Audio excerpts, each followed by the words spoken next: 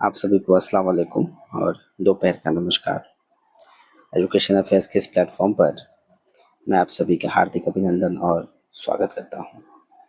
जैसा कि हम लोग काव्य शास्त्र का विस्तार पूर्वक से समझने का प्रयास कर रहे थे और हम लोगों ने भगीरथ भगीरथ मिश्र के द्वारा बताए गए प्राकथन एवं भूमिका को अच्छे से समझा। आइए अब इस सीरीज को आगे बढ़ाते हुए आगे के टॉपिक्स को देखते हैं और समझते हैं। हम लोग देखते हैं कि हमें क्या क्या पढ़ना है विषय अनुक्रम में। तो सबसे पहला अध्याय है कि काव्य का स्वरूप, और इसके अंतर्गत हम लोग को बहुत सारे टॉपिक को पढ़ना है कि आखिर काव्य के स्वरूप जैसे जीवन और काव्य, काव्य के लक्षण, संस्कृत काव्य लक्षण हो गए, अंग्रेजी के काव्य के क्या लक्षण हैं, हिंदी के काव्य के लक्षण क्या है, काव्य के तत्व कौन कौन से हैं, शब्द तत्व क्या है, अर्थ तत्व क्या है, भाव तत्व क्या है, कल्पना तत्व, अवृद्धि तत्व, काव्य और कारण क्या है, काव्य प्रयोजन है। तो इन सब चीज़ों को हमें काव्य स्वरूप के अंतर्गत पढ़ना है। आइए इसको शुरू करते हैं।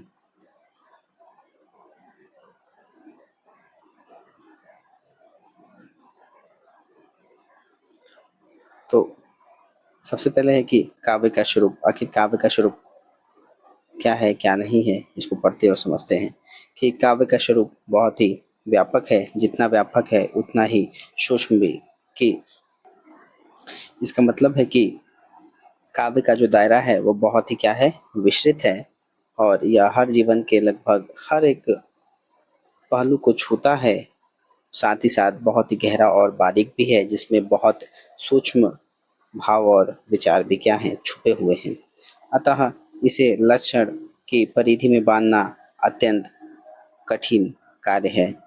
तो क्योंकि काव्य जो है इतना विशाल और गहरा है, इसलिए इसे किसी एक निश्चित परिभाषा या फिर नियमों के समूह करें या फिर लक्षण में क्या है, इसको बांधना क्या है, बहुत ही मुश्किल है। आदिकाल से लेकर आज तक काव्य का स्वरूप स्पष्ट करने, उसके लक्षण निर्माण तथा उसे परिभाषाओं में बांधने के प्रयत्न होते रहे हैं, परंतु उसका विकासशील रूप लक्षणों और परिभाषाओं की सीमा से बाहर ही दिख पड़ता है।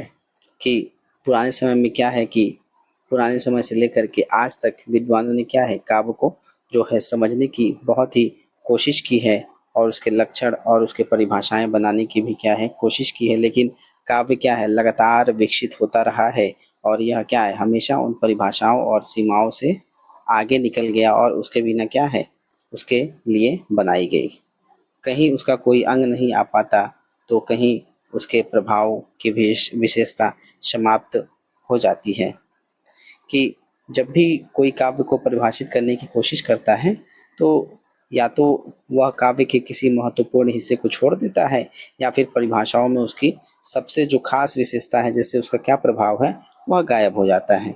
और काव्य की व्यापकता का स्थूल प्रमाण तो यही है कि संसार के सभी देशों और जातियों में प्रारंभ से ही काव्य किसी न किसी रूप में पाया जाता है। कि काव्य कितना कि जब भी कोई, यहाँ पे लिखा गया है कि सभी काव्य की व्यापकता का स्थूल प्रमाण तो यही है कि संसार के सभी देशों और जातियों में प्रारंभ से ही काव्य किसी न किसी रूप में पाया जाता रहा है। कि जो काव्य कितना विशाल है और कितना सर्वव्यापी है, कितना फैला हुआ है, इसका जो सबसे बड़ा सबूत यह है कि जो दुनिया के हर देश और हर समुदाय में प्राचीन समय से ही क्या है, कविता या काव्य का कोई ना कोई रूप तो जरूर मौजूद रहा होगा।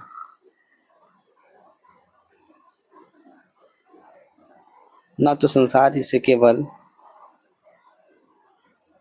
न तो सभ्य संसार इसे केवल अपनी ही संपत्ति कह सकता है और न शिक्षित ही इसे अपनी संपत्ति, न ही शिक्षित इसे अपनी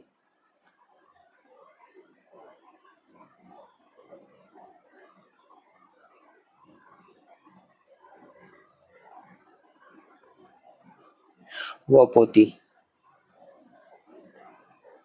कि इसका मतलब यह है कि काव्य केवल शिक्षित या सभी लोगों की क्या है, धरोहर नहीं है, और ना ही अशिक्षित या असभ्य लोग जो हैं यह दावा कर सकते हैं कि यह केवल उनका है, यह क्या है, सभी का है।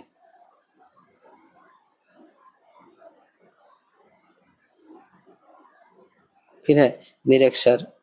निरक्षर अशिक्षित लोगों के कंठ से काव्य की जो धारा है फूट निकलने के प्रमाण हमारे सामने हैं, और असभ्य कही जाने वाली जातियों का भी अपना जोरदार काव्य है। कि ऐसे कई उदाहरण हमें आज भी मौजूद हैं यहाँ पर, जहाँ अनपढ़ लोगों ने भी क्या है कविताएं रची हैं, और यहाँ तक कि जिन्हें असभ्य माना जाता रहा है उनका भी क्या है अपना एक समृद्ध काव्य होता है। तो पहले जो पैराग्राफ है आखिर इसमें क्या बताया गया है, तो इसमें भगीरथ मिश्र बताते हैं कि जो काव्य का स्वरूप है बहुत ही व्यापक है और सूक्ष्म भी है, और इसे किसी एक परिभाषा या लक्षण में क्या है बांधना बहुत ही कठिन होता है, क्योंकि इसका जो रूप है लगातार क्या है विकसित हो ही रहा है। और जो काव्य की व्यापकता का जो प्रमाण है यह है कि यह आदिकाल से ही सभी देशों और जातियों में क्या है किसी न किसी रूप में मौजूद है। इसे ना तो कोई अपनी संपत्ति कह सकता है और ना ही शिक्षित वर्ग अपनी बपौती, और यहाँ तक कि निरक्षर और शिक्षित लोग भी क्या है बीच की जो बीच भी काव्य की धारा प्रभावित होती रही है, और असंख्य जनजातियों का भी क्या है अपना सशक्त काव्य होता है। आगे देखते हैं। काव्य को कुछ लोग असभ्यवस्था से संबंधित मानते हैं, और वह यह प्रश्न उठाते हैं कि ज्यों-ज्यों सभ्यता का विकास होता है त्यों-त्यों काव्य का क्या है ह्रास होता जा रहा है। कि कुछ लोगों का क्या मानना है कि जो काव्य है असभ्य लोगों की चीज़ है ना? और वे यह भी सोचते हैं कि जैसे-जैसे जो सभ्यता है वह विकसित हो रही है, वैसे-वैसे काव्य का क्या है महत्व तो कम होता रहा है, और वहीं पे जितने बड़े-बड़े महाकाव्य विशाल कल्पना और प्रबल मंथनकारी भावनाओं से युक्त काव्य हमें पूर्ववर्ती युग में मिलते हैं उतने आज नहीं। कि यह बात सही है कि जो पुराने समय में क्या है जितने बहुत महान-महान काव्य हमको मिले हैं, जो क्या है कल्पना से भरे हैं और शक्तिशाली भावों वाले काव्य लिखे गए थे, उतने हमको क्या है आज देखने को बहुत ही कम मिलते हैं।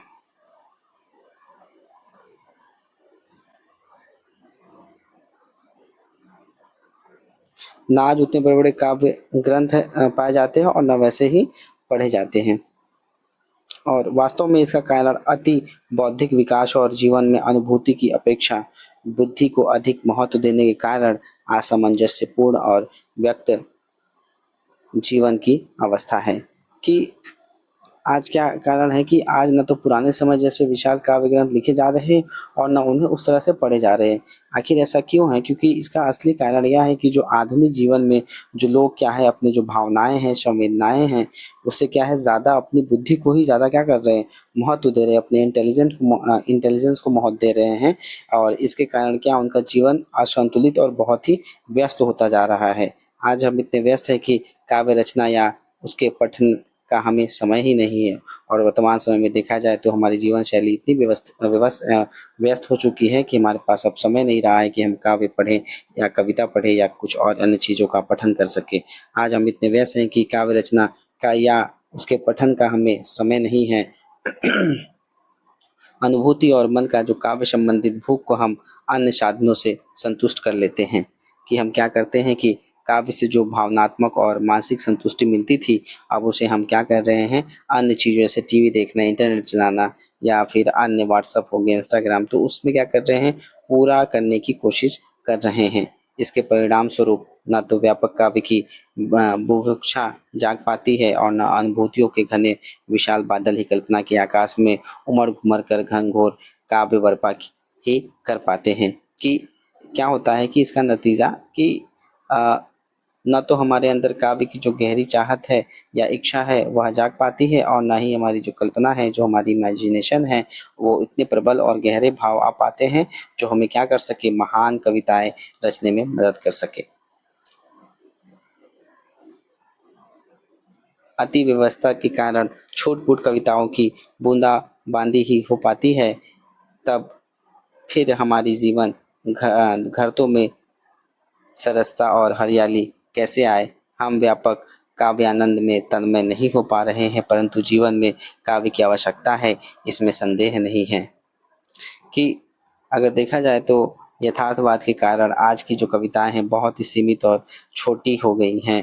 और ऐसे में हमारा जो जीवन है क्या है, सरलता और ताजगी कैसे इस प्रकार से आ सकती है। और हम कविता में जो है पूरी तरह से डूब नहीं पा रहे हैं, फिर भी हमारे जीवन में क्या है, काव्य की ज़रूरत है और इस बात में क्या है, कोई भी शक नहीं है। तो यह काव्य के स्वरूप का जो है एक परिचय देते हैं भगीरथ मिश्र। तो दूसरे पैराग्राफ में जो है संक्षेप में वह यह बताने का कोशिश करते हैं कि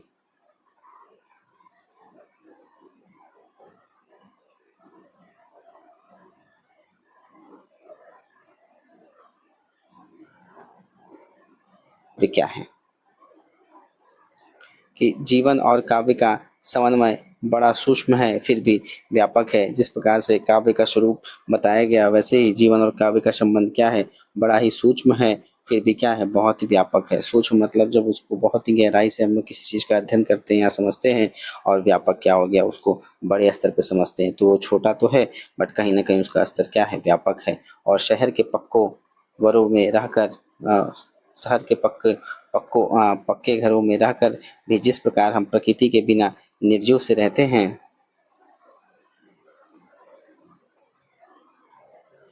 उसी प्रकार विज्ञान की उन्नत दशा में भी काव्य के अभाव में हमारा जीवन वास्तविक जीवन नहीं है।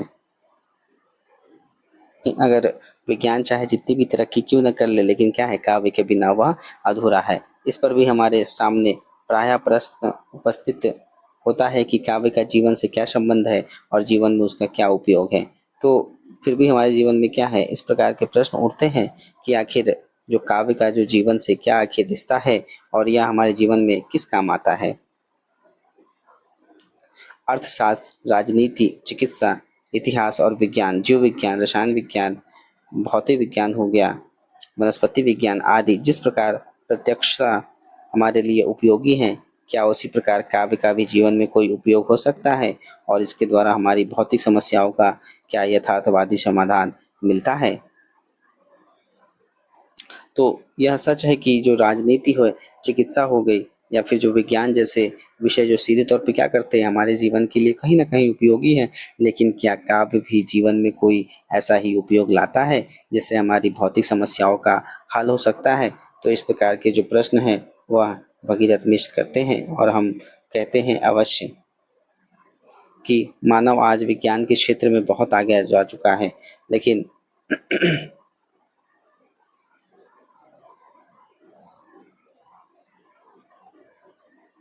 आगे जा चुका है। तो लेखक क्या कहते हैं कि हाँ, काव्य का भी क्या है, बहुत ही उपयोग है। ये यहाँ पे जो प्रश्न पूछे गए कि जिस प्रकार से राजनीति, चिकित्सा, विज्ञान आज सीधे तौर पर डायरेक्ट हमें कहीं न कहीं प्रभावित कर रहे हैं, तो क्या काव्य भी हमारे लिए उसी प्रकार से डायरेक्टली प्रभावित करते हैं या हमारे लिए आवश्यक है? तो भगीरथ मिश्र यह कहते हैं कि हाँ, काव्य भी क्या है, हमारे लिए बहुत ही उपयोगी है और मानव आज विज्ञान के क्षेत्र में बहुत क्या है, आगे बढ़ चुका है। वह पक्षियों की भांति आकाश में उड़ सकता है, पृथ्वी के ऊपर का भेद उसने जान लिया है, जल के पर उसका आधिपत्य हो चुका है और अब चंद्रलोक का रहस्य खोजने में संलग्न है। कि वह बताते हैं कि वह पक्षियों की तरह क्या हो गया है, जो मनुष्य है वह आज़ाद हो चुका है, वह उड़ने लगा है और चाँद पर क्या है, पहुँच चुका है। समुद्र पर भी क्या उसका नियंत्रण है, अब वह क्या कर रहा है, चाँद पर भी अपने पैरों का निशान छोड़ना चाहता है। फिर भी अगर वो अपने विचारों से विज्ञान, रेडियो, टीवी, परमाणु शक्ति जैसी चीज़ें बनाई हैं, ना यहाँ पे लिखा है कि तत्वों के विश्लेषण से उसने अगर विद्युत, रेडियो और जो अणुशक्ति आदि बनाकर जो आविष्कार किया है, परंतु क्या इनके माध्यम से वह मनुष्य को मानव के रूप में समझ सका है? अगर इन सब चीज़ों का उसने अगर निर्माण किया है, तो क्या यह सिखाया है कि वह इंसान होने के नाते दूसरे इंसान को कैसे समझे? क्या जब इतने सारी चीज़ों का उन्होंने निर्माण किया है, तो क्या यह भी सिखाया है कि वह किस प्रकार से इंसान होने के नाते आखिर दूसरों इंसान को कैसे समझे? क्या वह सबके भीतर संपंदित स्पंदित होने वाली करुणा और प्रेम की अनुभूतियों को पहचान सका है? कि कवि कहते हैं कि क्या वह जो सबके अंदर जो भी करुणा है, जो भी उसके मन में बात है और प्रेम की जो भावना है, क्या उसको वह महसूस कर पाया है? यदि कुछ भी अंशों में हम हाँ कहते हैं, तो हमें मानना पड़ेगा कि उसका श्रेय काव्य काव्य को है, उसका श्रेय काव्य को है, जिसके बिना हम एक कवि के साथ कहते हैं, हम कवि के साथ कहते हैं कि आदमी को भी मयस्सर नहीं इंसान होना। कि आगे बताते हैं कि अगर हम इस बात का कुछ हद तक भी जवाब अगर हाँ दे भी देते हैं कि हाँ मानते हैं कि जो संवेदनाएं हैं वह या फिर इंसान एक दूसरे इंसान की संवेदनाओं को समझे, तो कहीं ना कहीं इसका श्रेय किसको जाता है? काव्य को ही जाता है। क्योंकि काव्य क्या है, काव्य ही हमें क्या है सिखाता है कि इंसान को भी हिंसक या भयानक बिल्कुल भी नहीं होना चाहिए, है ना। इंसान को जो हिंसक और भयानक नहीं होना चाहिए। विज्ञान के दानवी स्वरूप द्वारा सत्यानाश के मंडराते मेघों को कल्याण और प्रेम भावना के झोंके से उड़ा सकने अथवा उनसे अमृत बूंदों की वर्षा कराने की सामर्थ्य साहित्य और काव्य में ही है, जो मानव की पहचान के लिए हृदय का विस्तार करता है और अनुभूति को भाषा को समझकर उठता है। कि विज्ञान क्या है? विज्ञान के राक्षसी जो स्वरूप है,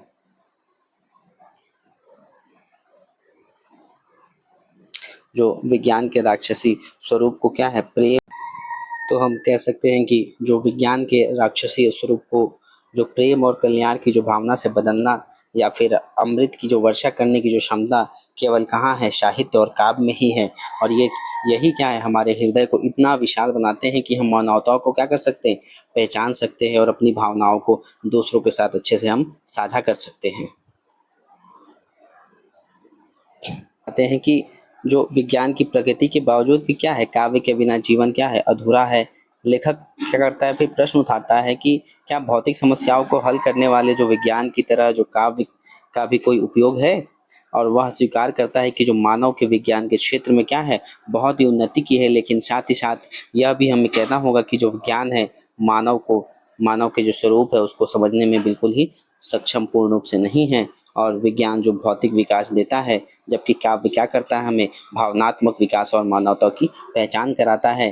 काव्य का क्या काम है कि विज्ञान के विनाशकारी प्रभाव को वह कम करे और प्रेम की भावना को क्या करे, बढ़ावा करे। यह काव्य का काम है और जो उस मानवता की भाषा है उसको समझ सके। और अंत में हम यह कह सकते हैं इस बातों से कि जो विज्ञान की उन्नति के बावजूद भी क्या है, जीवन में काव्य का महत्व और आवश्यकता बनी हुई है। तो भगीरथ मिश्र इस पैराग्राफ के माध्यम से हमें यह बताने की कोशिश करते हैं। आगे है कि घट घट में वह साई घट घट में वह साई रमता, कटु वचन मत बोल रे। काव्य मानव जीवन की असफलता और निराशा की दशा में आशा का संचार करता है कि जिन श्रेष्ठ कवियों और पवित्र सिद्धांतों का मनीषियों ने समाज और धर्मशास्त्रों में निरूपण किया है, उन्हें जीवन में उतार देने का श्रेय और गौरव काव्य को ही प्राप्त, और वह उनके अनुरूप हमारे संस्कार बनाता है। कि यहाँ पे बताया गया है कि जब मानव जीवन में जो दुख और निराशा होती है, तो वो काव्य क्या क्या क्या करता है, उस आशा की एक किरण हमको दिखाने का प्रयास करती है। और समाज और धर्मों में जो अच्छे सिद्धांत दिए गए हैं उन्हें जीवन में क्या करता है, अपनाने का सम्मान काव्य को ही जाता है। और काव्य हमारी जो सोच है और आदतों है, उनके जो सिद्धांतों है उनको अनुसार क्या करता है, वह ढालने का प्रयास करता है। बुद्धि समझकर भी उन पर सदैव अमल नहीं करती, पर संस्कारों में उतरे भाव कार्य को प्रेरित करते हैं। व्यक्तिगत सुख दुखों को साधारणीकरण द्वारा सामाजिक सुख दुख बना देना काव्य की ही तो विशेषता है। अतः सामाजिक भावना और चेतना को बनाना बिगाड़ना काव्य का ही काम है। आगे वो बताते हैं कि जो हमारी बुद्धि है किसी भी बात को समझ तो सकती है, लेकिन ज़रूरी नहीं है कि वह हमेशा क्या हो, उस पर अमल कर सके। पर जब कोई भाव हमारे संस्कारों में, जब हमारे मन में जब वह बैठ जाता है, तो क्या है, तो हमें क्या है, काम करने के लिए वो क्या करता है, प्रेरित करता है, हमें बार बार वह मोटिवेट करता रहता है। और फिर वहाँ क्या बताते हैं कि जो व्यक्तिगत या इंडिविजुअल हमारे जो किसी भी इंडिविजुअल का जो सुख दुख है को वह ऐसा बना देता है कि वह समाज के सभी लोगों को क्या है, सुख दुख बन जाए। यह काव्य की ही तो क्या है, बहुत ही यह खास विशेषता है कि वह जो भी इंडिविजुअल या फिर हमारे व्यक्तिगत सुख दुख है उसको क्या करता है, वह असाधारणीकरण करके समाज के सामने प्रस्तुत करता है। अतः हम कह सकते हैं कि समाज की जो भावना और चेतना को सही या गलत दिशा देना क्या है, यह का जो काम है यह काव्य का है।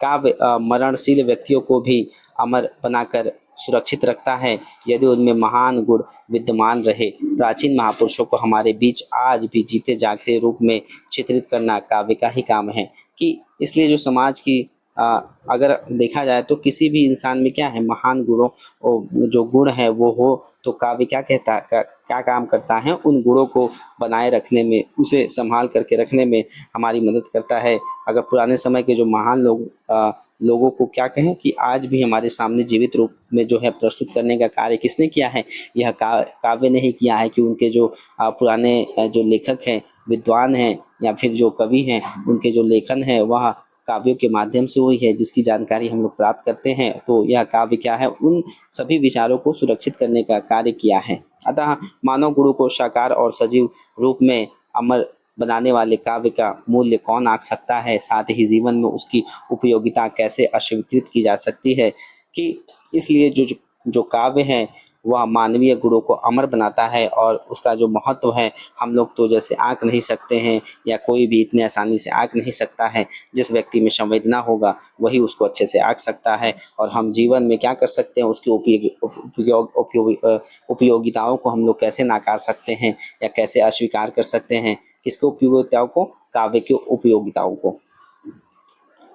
कि काव्य निराकार पदार्थों, भावों और विचारों को साकार सजीव बनाता है। काव्य क्या करता है, काव्य उन सब चीज़ों को, भावों और विचारों को भी क्या करता है, वह जीवन देने का काम करता है, उनमें जान सला देता है, जिसको पढ़ के हम लोग के अंदर जो भाव उत्पन्न होते हैं बहुत ही सकारात्मक होते हैं, और जो हमें क्या करता है, बेजान सा लगने लगता है।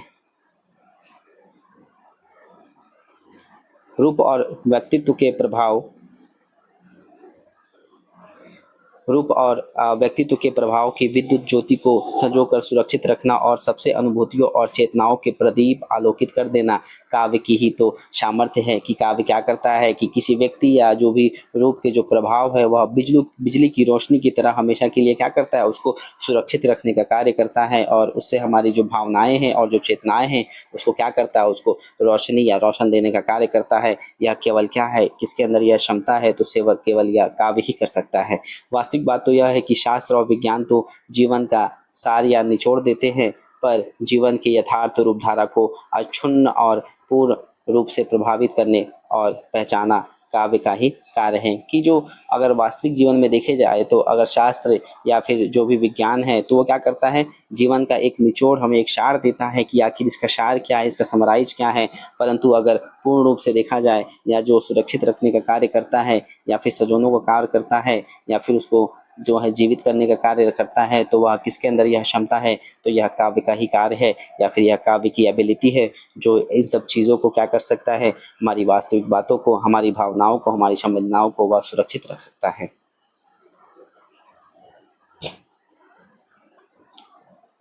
आगे है कि काव्य की व्यापकता का अनुभव हम और प्रकार से भी करते हैं।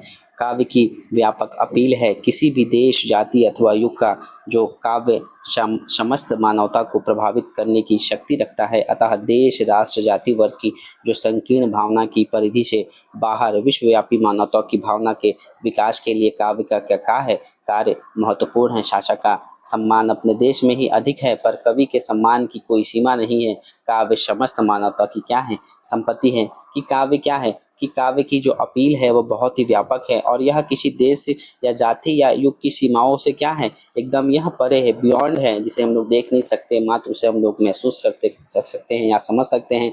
और यह लोगों की जो संकीर्ण, जो छोटी जो भावनाएं हैं उसे क्या है, या उससे ऊपर उठ करके जो एक विश्वव्यापी मानवता की यह भावना विकसित करने में क्या करता है, काव्य हमारी मदद करता है। जबकि किसी शासन का अगर सम्मान उसके अपने देश तक सीमित होता है, और एक कवि का सम्मान क्या है, सार्वभौमिक होता है। इसलिए काव्य को समस्त जो मानवता की साझा संपत्ति माना जाता है। काव्य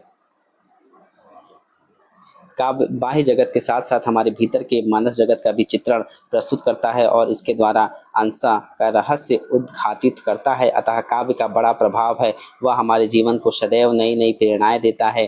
अतः काव्य हमारे जीवन में क्या करता है, शाश्वत महत्व रखता है। कि इसमें बताया गया है कि काव्य क्या है, बाहरी दुनिया के साथ साथ हमारे जो आंतरिक मन की जो चित्रण है, जो हमारे भाव है, और काव्य के द्वारा हमारे जो अंतर्मन के रहस्य हैं उसका भी हमें पता चलता है, और हमें हमारे जो जीवन में है क्या है, नई प्रेरणा हमको क्या देने का कार्य काव्य करती है। इसलिए कि काव्य क्या है, काव्य का हमारे जीवन में शाश्वत महत्व है।